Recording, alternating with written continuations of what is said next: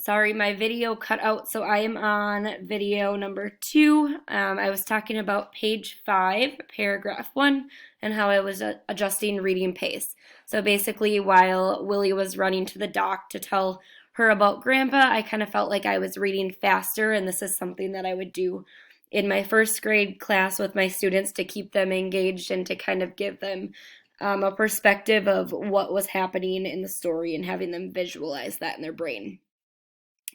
On page 6, I made inferences. The two of them went to bed early, so I'm thinking that Grandpa may be sick. With that, Doc stopped reading before. She was kind of reading and just saying that Doc was being funny, but she stopped reading as Willie said. We went to bed early, real early, no singing, music, or anything, so that tells me that Grandpa doesn't normally go to bed early, and it sounds like they have kind of a nightly ritual.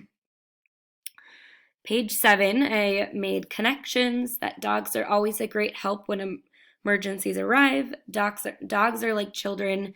They love their owners and want to be there for them and help out when possible. So with that one, making a connection to my own life, I had a dog growing up, and I felt like he wanted to be a part of the family. Dogs grow up with you, and they are kind of by your side just like a sibling or a family member would be. Also on page 7, paragraph 2, I made another connection. Hitch up Rex for me, Willie. This tells me that the horse needs to be tied up before they leave so that the horse isn't running wild or free while they are gone. On page 9, I made another connection. When I was young, I asked lots of questions because I wanted to always know the answers. With this, I see this in a lot of my students in my classroom. They're always asking why and when and where are we going and things like that. So just teaching them to be patient and that they're going to learn along the way. And in times of emergencies like this, it's not always easy to be patient and wait, but it is very important so that the job can get done and we can find answers as quickly as possible. On page 10, I was monitoring and checking while I was reading. Reading this page, I had asked myself if Willie's grandpa had passed away or if he was still alive.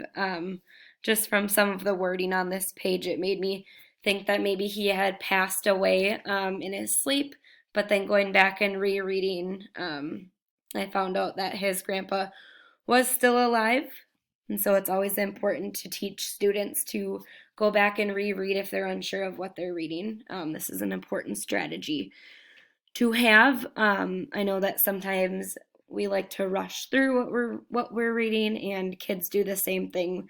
We just want to get done with it, but it's very important to always comprehend what is happening in the story. So I think monitoring and checking is important.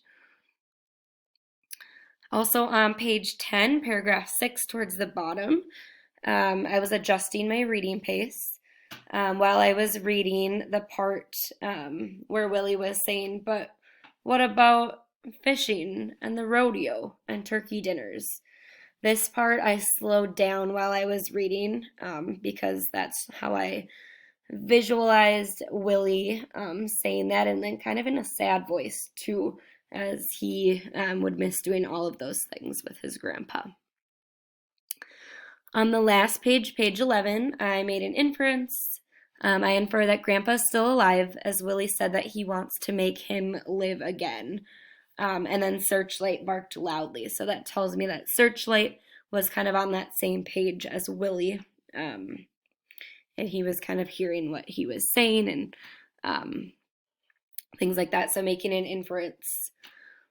Overall, this would be a great story to do for a read aloud with a class. I know that I have a few students in my classroom right now that would be able to read this story on their own, but most of mine would need it read as a group.